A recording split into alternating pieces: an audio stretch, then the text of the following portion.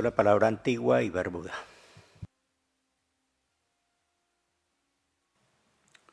Thank you, Mr. Chairman.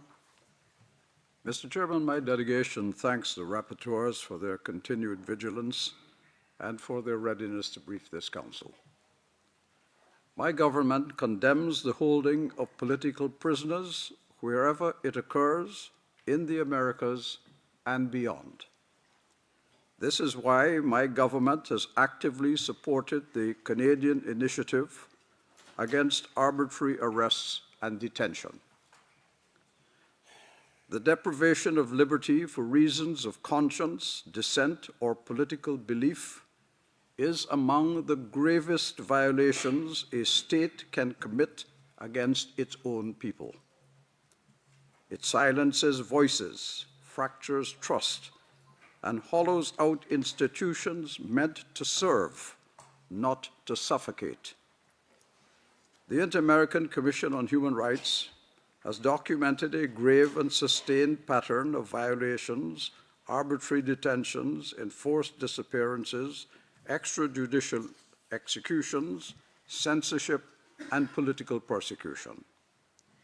It has also drawn attention to the broader human consequences of this deterioration: mass displacement, the collapse of economic and social rights, and the steady shrinking of civil space. When rights are suppressed, societies do not remain contained. Instability travels. People seek refuge. The consequences are felt far beyond national borders. But permit me to state a simple but important fact. Within the CARICOM group, we are very proud that we have no political prisoners. The separation between the executive and the judiciary is maintained in all our countries. A free and often critical press exists, including media owned and operated by political groupings themselves. Dissent is not feared. Debate is not criminalized. It is understood as essential to democratic life. This distinction matters because democracy is not this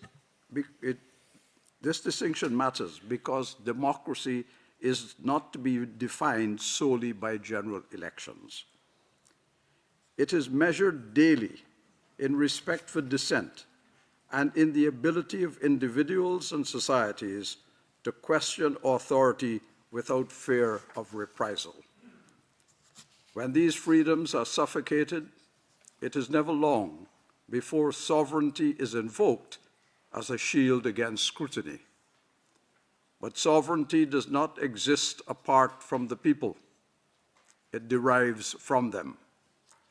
It cannot be used to justify the denial of their rights, nor to insulate abuse from regional or international concern.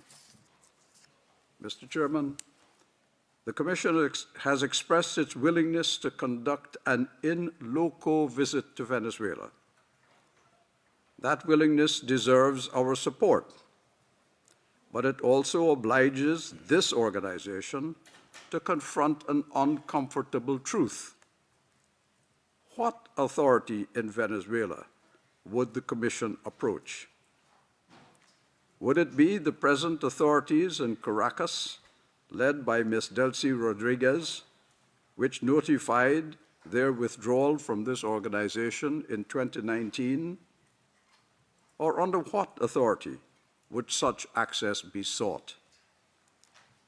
Mr. Chair, the effectiveness of our human rights machinery depends on institutional integrity.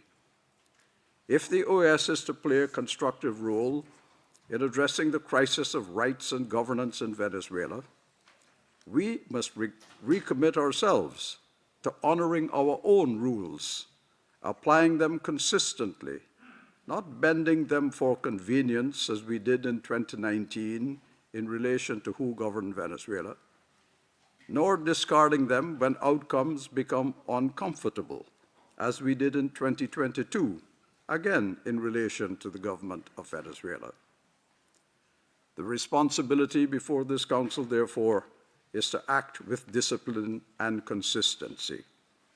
Only then can this organization credibly defend human rights, human dignity, restore confidence in its mechanisms, and serve the people of this hemisphere not with expediency, but with justice. Let me end by saying, Mr. Chairman, that we also call strongly for the release of all political prisoners in Venezuela.